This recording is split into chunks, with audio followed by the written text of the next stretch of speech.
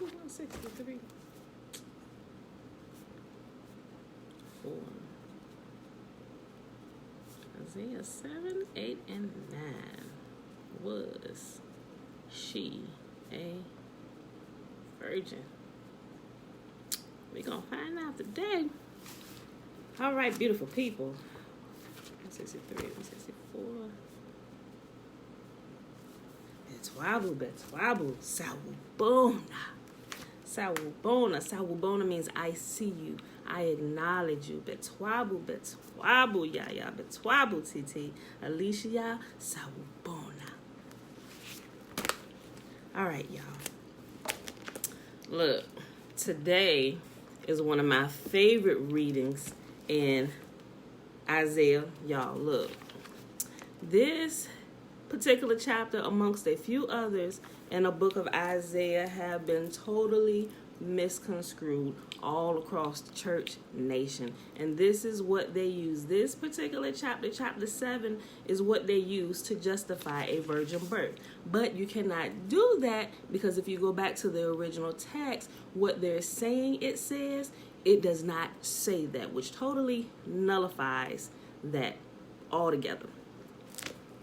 Bruh. Okay, so we about to get started. It is Thursday, June the 4th, 2020, day 164, and we are reading Isaiah 7, 8, and 9. It is year 2 of reading through the books of instruction and the prophets from Yah. All right, y'all. Ain't there somebody's birthday today? Thisha, one of your children. Oh, was it? It's like 2 days ago. Text me. Somebody's birthday. I just thought about it. Is it Jania's? I thought it was Jania's birthday. Maybe her birthday was on the 2nd. Girl, I'm late. I'm sorry. Jania. Okay, it is today, the 4th. Happy birthday to you. Happy birthday to you. Happy birthday. Because I know she come in from time to time. So, happy birthday, girl. Happy birthday, Niecy Pooh. All right, y'all. Let's start this reading. When we get to it, listen. When we get to it, we're going to talk about it. Okay. Isaiah chapter 7. And it came to, wait, am I right, book? Yeah, okay.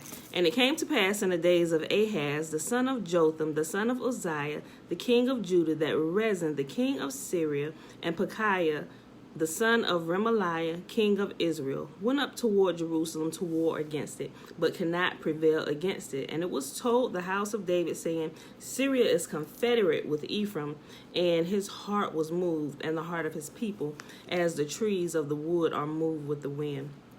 Then said Yahuwah unto Isaiah, Go forth now to meet Ahaz, thou and Shear-Jashub thy son, at the end of the conduit of the upper pool in the highway of the fuller's field, and say unto him, Take heed and be quiet, fear not, neither be faint-hearted, for the 2 tails of these smoking firebrands, for the fierce anger of Rezin with Syria and the son of Remaliah, because Syria, Ephraim, and the sons of Remaliah have taken evil counsel against thee, saying, Let us go up against Judah and vex it. Let us make a breach therein for us, and set a king in the midst of it, even the son of Tabel. Listen, and when y'all reading this chapter, y'all must pay attention to what's going on.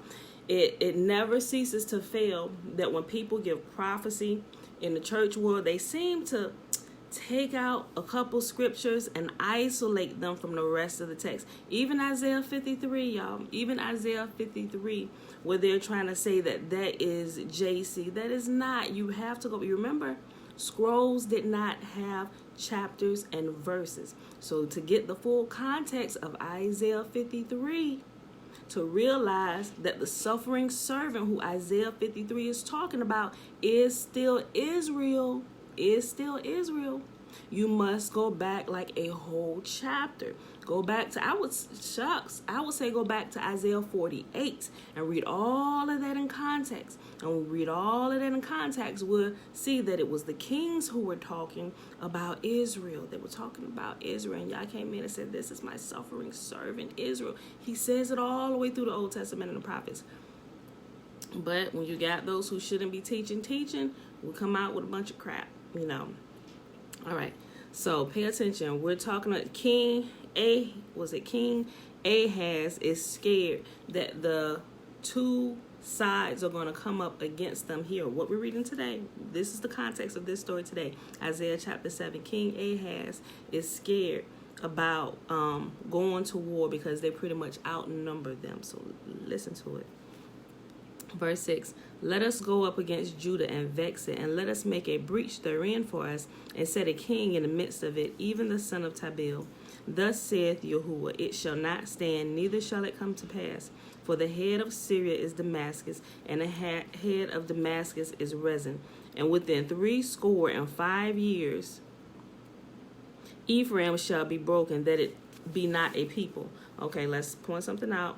Yahuwah gave another timeline. He said within 65 years, 65 years. Remember, 1 score is 20. So 60, 20, 40, 60. And some versions of scripture will actually tell you within 65 years. But if you read in the KJV, it just says 65 years. So Yahuwah told him, listen, I am going to destroy their plans. And he said within 65 years, it will be completely broken. We know that's a long time, but he gave them an exact time marker here. Pay attention. I'm going to read that again. Verse 8. For the head of Syria is Damascus, and the head of Damascus is Rezin. And within 65 years, or within 65 years, shall Ephraim be broken, that it be not a people. And the head of Ephraim is Samaria, and the head of Samaria is Remaliah's son. If you will not believe, surely ye shall not be established. Yahuwah said, if you don't believe this, your kingdom is not going to go on. Moreover, Yahuwah spake again unto Ahaz, saying, listen, here's where we get into it. Remember, Yahuwah is asking this king right here, this king of Judah, King Ahaz. Listen, verse 10, Isaiah chapter 7, verse 10. Pay attention, y'all. Moreover, Yahuwah spake again unto Ahaz, saying, ask thee a sign of Yahuwah thy God, ask it either in depth or in the height above. Yahuwah said, King Ahaz, so you will believe, ask me to give you a sign that what I'm saying to you and what Yahuwah had just said to him. He said within 65 years, Damascus and Samaria will be utterly, well, when he said this, they'll still be there, but they're going to be without power. They're going to be destroyed. He said, so ask of me a sign so I can show and prove to you that within 65 years, Samaria and Damascus will no longer be a people. Verse 11, ask thee a sign of Yahuwah thy God, ask it either in depth or the height above. He said, no matter how, he said, make it so, he said, ask me, let it be as strong, something that you can't even fathom happening, or just make it hard or as easy as you want. He said, ask me a sign. Verse 13, no, I'm sorry. Ask thee a sign of Yahuwah thy God, ask it either in depth or in the height above. But Ahaz said, I will not ask, neither will I tempt Yahuwah. And he said, hear now, and this is Isaiah talking, he said, hear ye now, O house of David. Is it a small thing for you to weary men, but will ye weary God also? Will ye weary Yah also? He said, okay, look, what do you want? He said, you're scared. You coming to Yah for help, yet you don't believe. Yahuwah asked you to give him a sign so he can show and prove to you, yet you won't even do that. Are you that afraid to even inquire of Yah? He said, and since you won't, Yahuwah himself will give you a sign so you can see. And he said, and because, listen, and what's going to happen is, and he said, because you were too afraid, like kings cannot be afraid, and because you were too afraid to even ask Yah, he said, you're not even going to live to enjoy it. But you're going to see it happen, but you're not going to live to enjoy what's about to happen. Look. Ask thee a sign of Yahuwah thy God. Ask it either in the depth or in the height above. But Ahaz said, I will not ask, neither will I tempt Yahuwah. And he said, hear ye now, O house of David. Is it a small thing for you to weary men? But will ye weary my God also? Therefore Yahuwah himself shall give you a sign. Behold, a virgin shall conceive and bear a son, and shall call his name Emmanuel. Now, let me read the next verse. Butter and honey shall he eat, that he may know to refuse evil and choose the good. For before the child shall know to refuse the evil and choose the good, the land that thou arborest shall be forsaken of both of her kings. Now, let's point this out again. Remember, the church uses this as the virgin birth to justify JC, Jesus Christ. And I want to say that's why I keep using the initials, because Yahuwah said their name should not even be spoken off of your lips. So that's why I abbreviate it, but for the sake of the teaching, so you understand what I'm saying. They take this out of context to justify a virgin birth. But if you read the entire chapter in context, we will know, first of all, original text doesn't say virgin. This is not the word. That the word that's in the original text says young maiden. And this particular young maiden was Isaiah's wife. Are you married to a man and don't have sexual relations to him? This is Isaiah's wife. Original text and footnotes. If you have Bibles with footnotes and precepts in them, it tells you that. See what happens when we get away and we don't study, we don't pay attention to what's in front of our face? Slowly over the years, things have been taken away. And most of the masses, they don't research. Most of the masses, they're not researchers, but they still just don't pay attention to what they're reading in front of their faces. And people run off with the new teacher, and now we have a whole doctrine that's being taught to people that's not true, but it's so strong because it's been taught for so long, and people believe it, and nobody's going back to check it. Listen. This is what it should say. Therefore, Yahuwah himself, and that right, the woman conceiving wasn't the sign. Weren't women created to give birth, people? A woman getting pregnant is not a sign. That wasn't the sign. Let me read that. Pay attention. I'm going to tell you what the sign is in verse 16. That's the sign. 15 and 16 is the sign. Not the young woman, Isaiah's wife, getting pregnant. Okay. Verse 14. I'll read it again. Therefore, Yahuwah himself shall give you a sign. Behold, a young woman shall conceive and bear a son and call his name Emmanuel. Here's a sign. Butter and honey shall he eat, that he may know to refuse the evil and choose the good. For before the child shall know to refuse the evil and choose the good. And here it is, the sign right here. And listen, think about children. Think about the age where we know children know what they're doing, right from wrong, before we know that they are consciously making a decision. Not a child who's learning how to write and writing on the wall, because you have toddlers doing it. But maybe those who are a little bit older who want to see if they can get away with it and then blame their sibling. We know that they knew what they were doing because they blamed their sibling. They would not have blamed their sibling if they themselves didn't know that it was wrong. Even children at an age, there's an age where they begin to understand right and wrong. That's what he says. So this child had to be 3-4 years old. For before the child shall know to refuse the evil and choose the good, the land that you coming to tell me about, the Damascus and Samaria, the land that thou arborest, shall be forsaken of both of her kings. Damascus and Samaria, within that 65-year period, this is what that is saying. It's right here in front of our face. How do we get a whole new doctrine that is fooling most of the world, that they're still trying to push the different continents, trying to take this gospel to the ends of the earth? That is not what y'all said. They're trying to take something. I don't even know. I'm going to find out who started, where this, well, no, we know. It started with Constantine. 70, 80. That's where it started. They took this out of, they pick and choose different places. But if you go and read, like I said, if you don't start in the New Testament like people tell you, you start at the beginning and you don't take anybody's teaching and their interpretation and you just read it and let Yah give you the understanding, and the understanding is right there in the chapters that you're reading. If you just do that, you will never get sidetracked like that. So when people, or you go into a church and you start hearing these teachings that are kind of off kilter, a little bit like, wait a minute, that ain't what that say. What they say.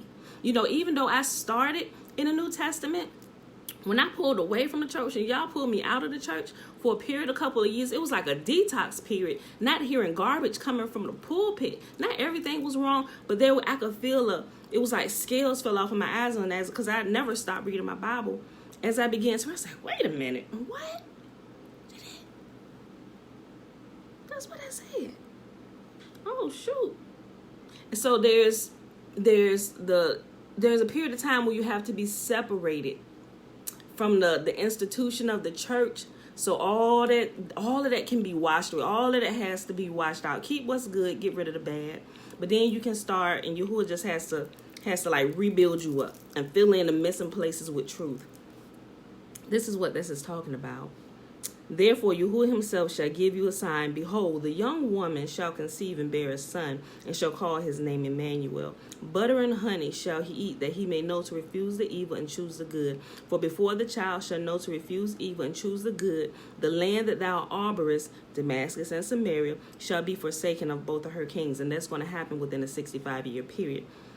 Yahuwah shall bring upon thee and upon thy people and upon thy father's house days that have not come, from the day that Ephraim departed from Judah, even the kings of Assyria. And it shall come to pass in that day, when you see this land forsaken of both of her kings, in that day,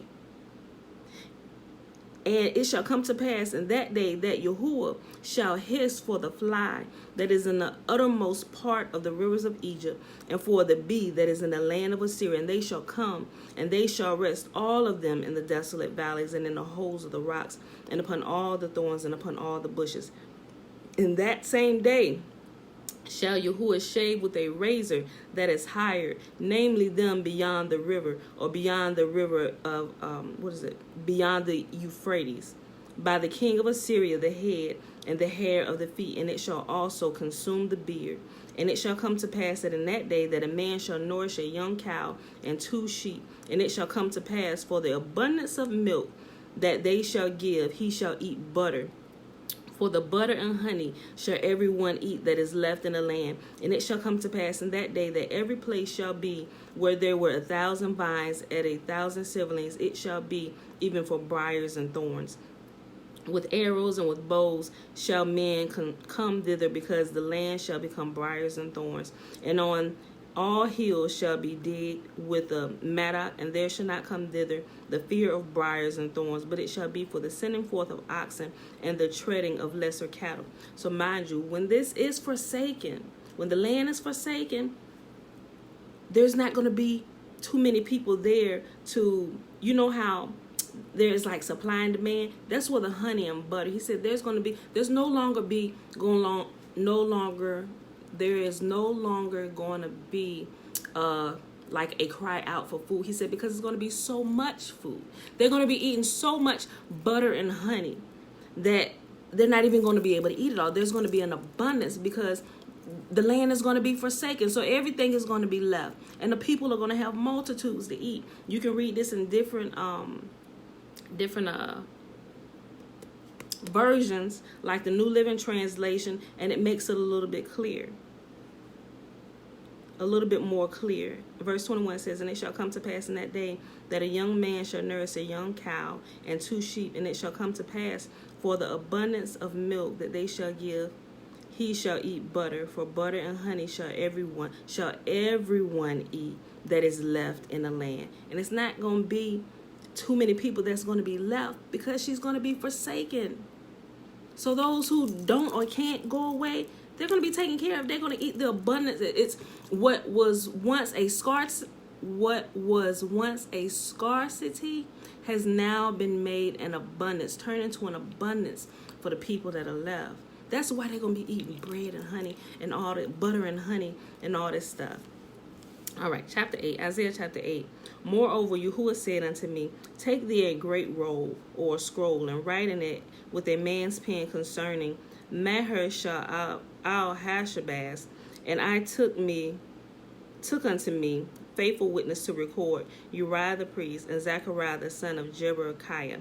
And I went unto the prophetess, and she conceived and bare a son. It's still talking. Remember Isaiah, and I went into this is that young woman. This is Isaiah's wife.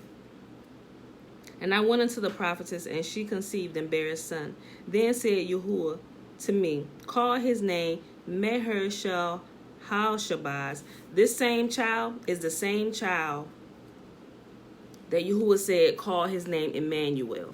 Some text will actually give you the footnotes that will tell you that, and it will link the 2 chapters. Matter of fact, it will link chapter 7, 8, and 9 together. This child Emmanuel and Maher Shalal Hashbaz is the same child. It's Isaiah's son. And some of the footnotes say Emmanuel is Isaiah's son. Maher Shalal Hashbaz, I think I said it. Maher Shalal Hashbaz is Isaiah's son. The young woman, or where some versions of the Bible change young woman to virgin. Remember, the two words in the original text that they use is Alma and Bethulah. And Alma, I believe, I don't want to get these mixed around. I put the definitions of them in but one of them means, I think Alma starts with A. Alma means, is it virgin? One means virgin, one means just young woman, not virgin, meaning it has no connotation of sexual purity. And that was the word. The one that doesn't have any connotation of sexual purity is the one that was used in the original text. So that was the word, and they just, the English language, they just lump everything into one, virgin. And it's not virgin, it's a young woman who was not a virgin, which was here, which was Isaiah's wife. Like I said, Bibles bring this out, but for some reason, when people don't read themselves, they can't call people on their crap. Wait a minute, why does this? You have to explain this. And people, when they don't pay attention, they don't read, they're taken away, and they just keep going on, and they're led off a cliff with some doctrine that has never been proven when the truth is in front of your face. Then said Yahuwah to me, call his name Maher-shalal Hashbaz.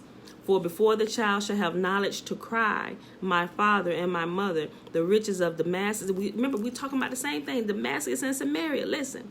For before the child shall have knowledge to cry, my father and my mother. When do children start talking? When do children start talking? Around about the toddler age? Pay attention. Listen to what you were saying. He's giving us time markers, and he's giving us clues as to the age of the child. Remember, New Testament, JC don't come on the scene until he's 30 years old. This is the case. What? No. Because it says, before the child shall have knowledge to cry. All right? My father and my mother. And we're still talking about these same two countries that King Ahaz was scared of, that was going to come and overrun Judah. He said, the riches of Damascus and the spoil of Samaria shall have taken away before the king of Assyria. Yahuwah spake also unto me again, saying, for as much as this people refuses the waters of Shiloh that go softly and rejoice in Rezin and Remaliah's son. Now, therefore, behold, Yahuwah bringeth up upon them the waters of the river, strong and many, even the king of Assyria, and all his glory, and he shall come up over his channels, and go over all his banks. And he shall pass through Judah, he shall overflow and go over, and he shall reach even the neck, and the stretching out of his wings shall feel the breath of the land, O Emmanuel. Remember, Emmanuel is Maher-shalal Hashbaz. I think I said that right. I think I'm screwing it up. But Emmanuel and Maher-shalal Hashbaz is the same child, which is the son of Isaiah and his wife. Isaiah's wife was a prophetess. Isaiah was a prophet. Some people can't really take that, but his wife was a prophetess. It calls her a prophetess. She wasn't a virgin. The young virgin in chapter 7 is Isaiah's wife. He was already married to her. That's Isaiah's wife. Associate yourselves, O ye people, and ye shall be broken in pieces, and give ear, all ye of far countries. Gird yourselves, and ye shall be broken in pieces. Gird yourselves, and ye shall be broken in pieces.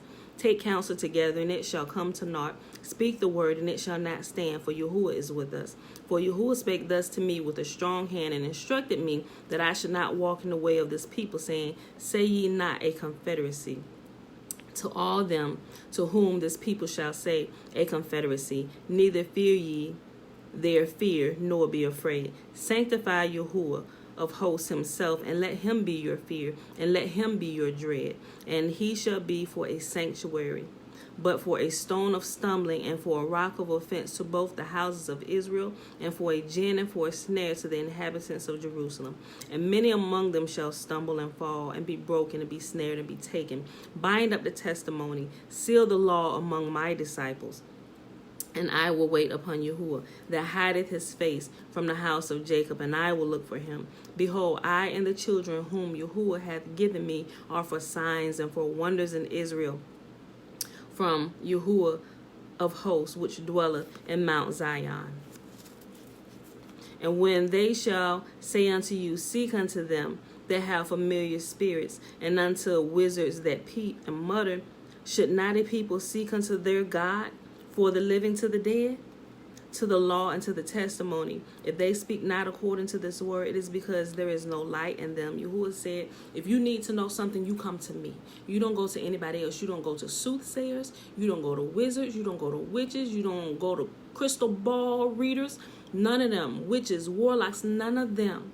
I am your God. He said, you inquire of me, not of them. Matter of fact, no people who practice that should live among my people. You should not suffer a witch to live. Should not a people inquire of their own God, of Yah? To the law and to the testimony, if they speak not according to this word, it is because there is no light in them. And they shall pass through it, hardly be stead and hungry. And it shall come to pass that when they shall be hungry, they shall fret themselves and curse their king and their God and look upward. And they shall look unto the earth, and behold, trouble and darkness, dimness of anguish, and they shall be driven to darkness. Last chapter for today, Isaiah chapter 9. Nevertheless, the dimness shall not be such as was in her vexation, when at the first he lightly afflicted the land of Zebulun and the land of Naphtali, and afterward did more grievously afflict her by the way of the sea beyond Jordan, in Galilee of the nations. The people that walked in darkness have seen a great light, that they may dwell in the land of the shadow of death. Upon them hath the light shined. Thou hast multiplied the nation, and not increased the joy. They joy before thee according to the joy in the harvest, as men rejoice when they divide the spoil. For thou hast broken the yoke of his burden, and the staff of his shoulder, and the rod of his oppressor, as in the day of Midian. For every battle of the warrior is with confused noise, and garments rolled in blood, but this shall be with burning and fuel of fire. For unto us a child is born, and unto us a son is given, and the government shall be upon his shoulder, and his name shall be called Wonderful, Counselor, the Mighty God, the Everlasting Father, the Prince of Peace. Let's stick a pen right there. This right here is also another one that they pull out. Chapter 6 of Isaiah chapter 9 is talking about King Hezekiah. We can find out more about them. I'm going to give you the resources. I'm going to put it in the description below here, where how you can link these scriptures together. Because if you're not reading it, and if you're not really familiar with it, when you come upon this, you will not be able, oh yeah, this King Hezekiah. Because in another place, it gives the interpretation. It tells you exactly who this is talking about. Chapter 6 of Isaiah chapter 9 is not talking about JC from the New Testament. It's talking about King Hezekiah. Verse 7. I'm going to read verse 6 again. For unto us a child is born, unto us a son is given, and the government shall be upon him. Matter of fact, this is Isaiah. Isaiah was the prophet to King Hezekiah. Remember King Hezekiah got sick? It was the prophet Isaiah who was praying for him. Every king has a prophet and a priest assigned to them, some more than one. And it tells you can link up all the prophets with the current kings of the current time. For unto us a child is born, unto us a son is given, and the government shall be upon his shoulder, and his name shall be called Wonderful, Counselor, the Mighty God, the Everlasting Father, the Prince of Peace.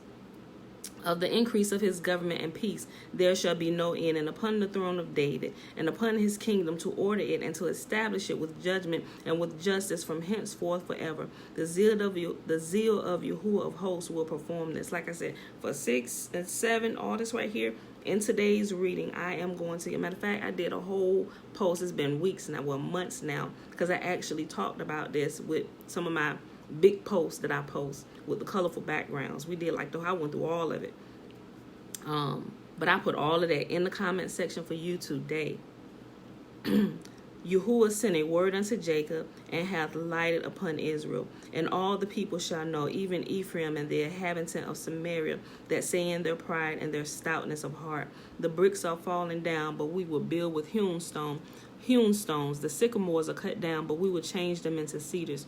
Therefore, Yahuwah shall set up the adversaries of Rezin against him and join his enemies together, the Syrians before and the Philistines behind, and they shall devour Israel with open mouth. For all his anger is not turned away, but his hand is stretched out still. For the people turn not unto him that smiteth them, neither do they seek Yahuwah of hosts. Therefore, Yahuwah will cut off from Israel head and tail, branch and rush in one day.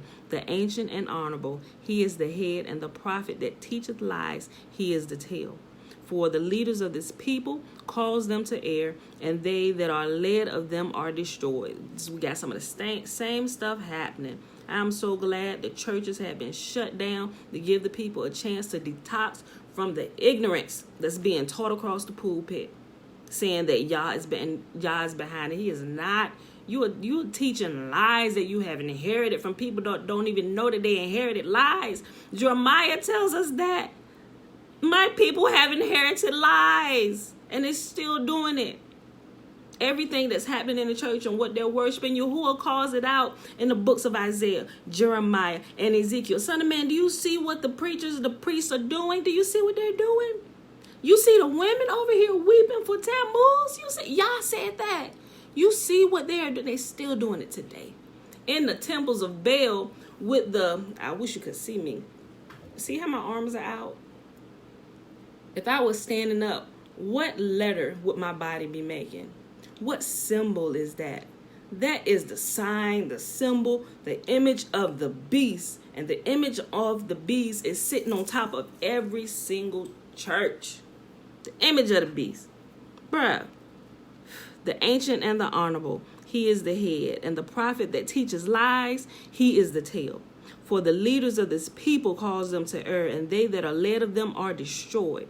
Therefore, Yahuwah shall have no joy in their young men, neither shall have mercy on their fatherless and widows. And for everyone is a hypocrite and an evildoer, and every mouth speaketh folly. For all this, his anger is not turned away, but his hand is stretched out still. For the wickedness burneth as the fire; it shall devour the thorns and briars, and shall kindle in the thickets of the forest, and they shall mount up like the lifting of smoke. Through the wrath of Yahuwah of hosts is the land darkened, and the people shall be as fuel of the fire. No man shall spare his brother, and he shall snatch on the right hand and be hungry, and he shall eat on the left hand, and they shall not be satisfied. They shall eat every man the flesh of his own arm. Manasseh, Ephraim, and Ephraim. It says, Manasseh, Ephraim, and Ephraim, Manasseh, and they together shall be against Judah. For all this his anger is not turned away, but his hand is stretched out still. And that, my beautiful people, is our reading for today. Isaiah 7, 8, and 9. And if you did not quite catch what I said, go back and watch this again. Pull out your Bible, run these scriptures, go through it. If you got footnotes and little comments, matter of fact, if you go to like Bible Hub or what is it? It's another one, the Blue Light Bible, I think it's called. But anyway, online, they still have footnotes, and you can click on if it's underlined or highlighted, or if it has like a number beside a word. Online, they have the footnotes, and you can find them there. You can find those there. If you don't have a Bible that has those references and stuff in it, the footnotes, like a Thompson Chain has that. A Hebrew Greek Study Bible has that.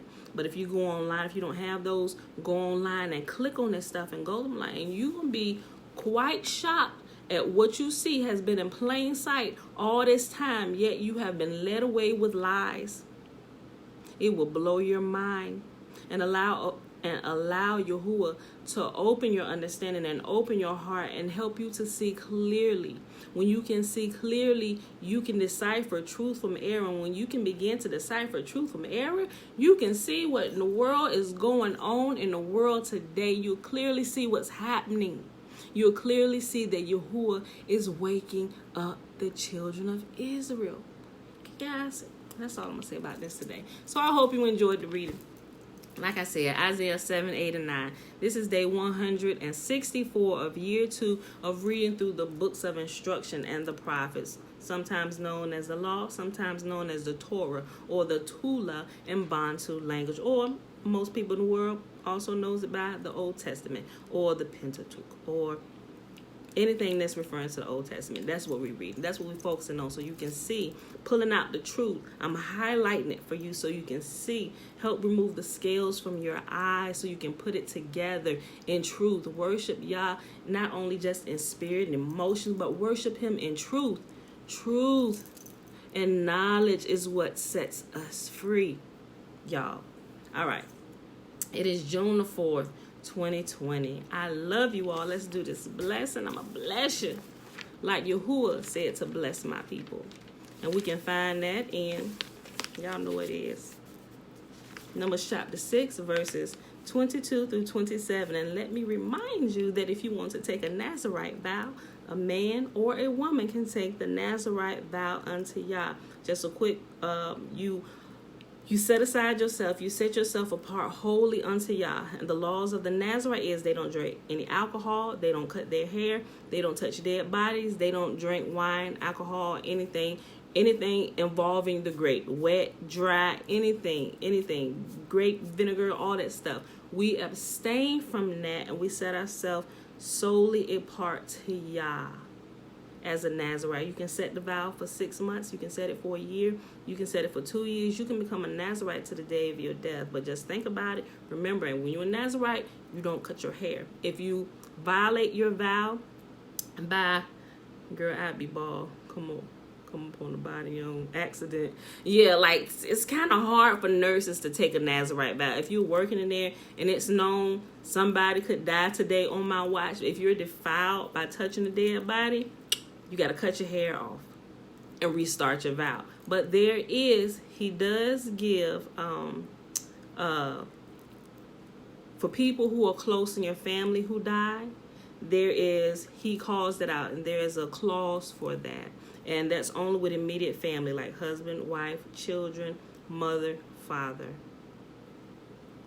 There's a clause for if something happens within your own family. He calls that out so you know how to deal with that. If that happens to happen while you are taking a Nazarite vow unto Yah.